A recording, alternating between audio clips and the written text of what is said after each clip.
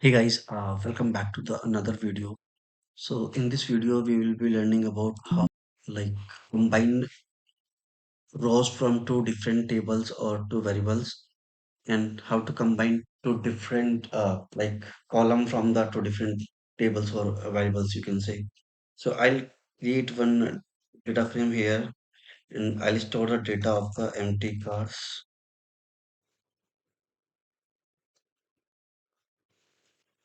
Okay.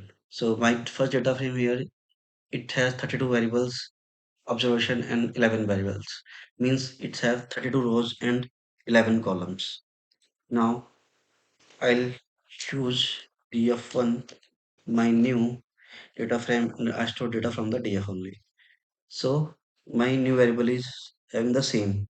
Now let's uh,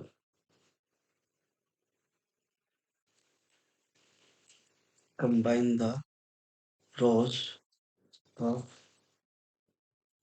these two variables. So what I'll use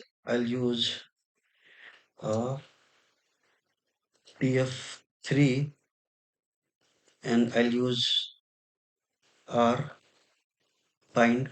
Here I'll use data frame 1 and df1. I'll use control enter. So now you can see in my data frame 3, my observation has been doubled, but my columns are same. So we have 64 rows here, and now we have 11 columns. Okay. Now let's combine the columns. So I'll use data frame 4, that, and I'll use C bind, and here again I'll use df1 and df, and if I do the control enter, you can see in the data frame 4 we have 32 observation, means 32 rows and 22 variables and 22 columns. If you can see the data here, see, we have a combine of columns but rows are similar.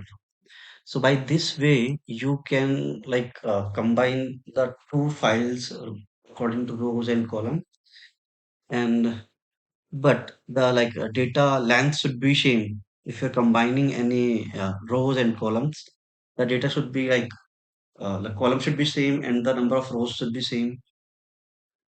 Now that's it for this video. We will be moving forward, learning the deep analysis in the file in the next video.